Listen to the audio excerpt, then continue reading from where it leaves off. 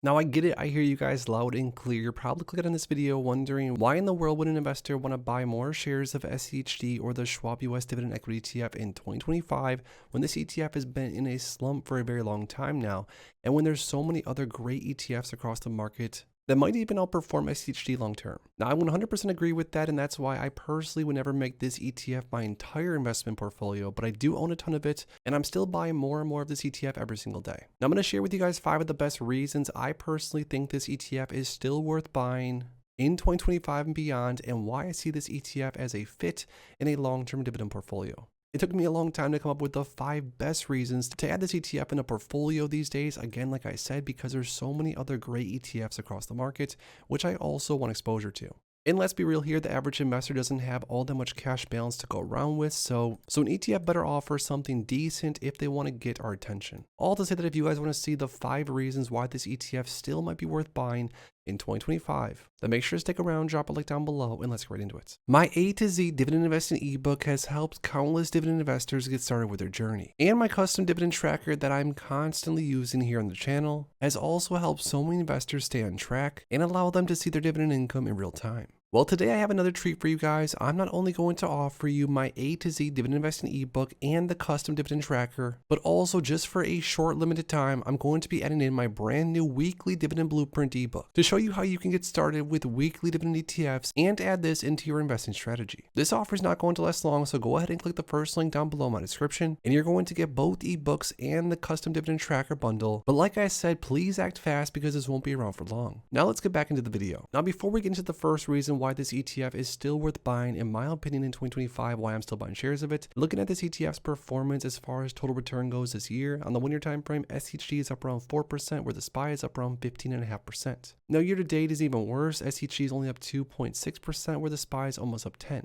Now in the max time frame, although the SPY has outperformed SCHD by quite a bit, which begs the question to a lot of investors, why not just buy into the SPY? And I do have my own reasoning for that. On the max time frame, SCHD has done very well, offering investors around 408%, or around 12.5% every single year. Now that brings me into the first reason why I think this ETF is still worth buying into, even though it's definitely been on a little bit of a slump in 2025 to say the least. This ETF, as far as price performance goes, is up quite a bit since inception. It's up around 224%. As a dividend investor in 2025, a lot of positions in our portfolios these days are going to offer a ton of income generation, but it seems far and few between that these days dividend focused investors are buying into names that do offer a ton of upside, a ton of capital appreciation, which I still do think is important at least to have some exposure to in a long-term portfolio. Now I get it, I hear you, total return as the metric is the most important metric, which is dividends plus price return included, but again, at least having some exposure to different stocks or ETFs in this case that do offer the potential for some upside along with dividends and dividend growth, I think is definitely valid for a long-term portfolio. Now, to be fair, this ETF has not grown like crazy over time as far as price return goes, but again, in my portfolio, where as of right now, I'm buying more and more names that are probably not going to grow all that much altogether, just offer a ton of income these days. So having shares of SCHD that hopefully can grow above 30, above 35, above 40, hopefully at least long into the future, is going to be quite vital. Now, the next reason this ETF is definitely still worth buying in 2025, in my opinion, is because this ETF historically has had an insane dividend growth rate. Now, in the 10-year CAGR, the dividend growth rate has been around 10.77%.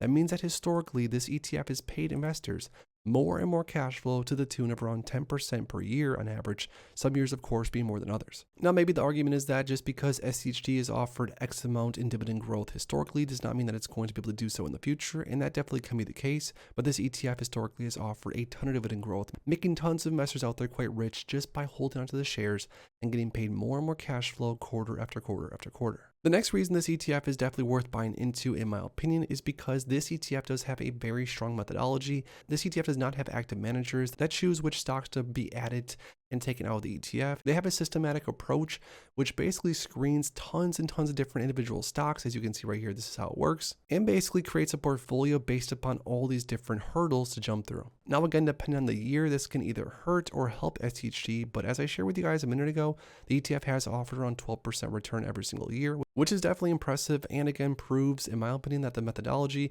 is still solid. The next reason the ETF is still definitely worth buying into and why I'm adding more shares currently is because compounding effect, the snowball effect of owning an ETF that grows over time, that pays dividends, and that also pays more and more dividends over time is going to create a massive compounded effect later on. Now, trust me, at this point, I've made hundreds of videos and I've put in tons of different calculations inside dividend calculators like this one. And one thing is always certain: when you input stocks or ETFs that at least historically have very high expected annual dividend amount increases or high dividend growth rates, you are always going to see the same thing. Maybe the first 10 years, the first 12, 15 years, the chart's only going to curve up a little bit, but then later on, once things really start to kick in, the compounding effect is going to be insanity because your yield on cost is going to be so crazy. Now, for this simple example, I did $100,000, $12,000 on top of that per year based off of SCHD's rough numbers. Now, after 30 years of investing and all the dividends reinvested, that $100,000 principal would evidently turn into around $6.5 million after 30 years based off of these numbers. Now, can these numbers change? Can they go up? Can they go down? Of course. I'm just saying that based off of SCHD's previous history, there is the potential to compound a portfolio very, very quickly, especially if you reinvest all your dividends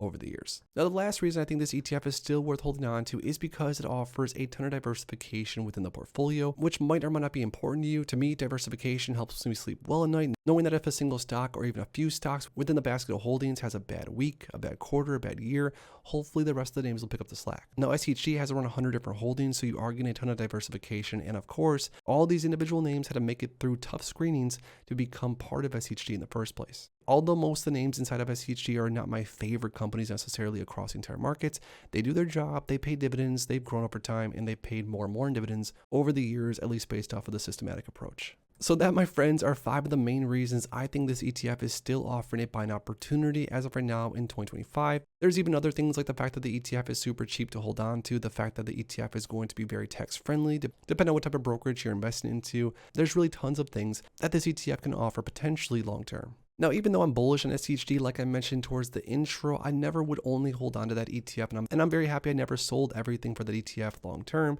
because again, having exposure to tons of different areas within the market is much, much better suited for me. Now, lastly, before I go, I do have a question for you guys down below. As of right now in 2025, are you bullish or bearish on this ETF long term? I'm not talking about the performance of the ETF tomorrow or the next day. I'm talking about as a long-term buy and hold position. Let us know in the comments down below. If you enjoyed this video, make sure to please drop a like on it, subscribe, and I'll see you in the next one. Thanks as always for stopping by, and if you are interested in investing, make sure to check out these recent videos I posted right here.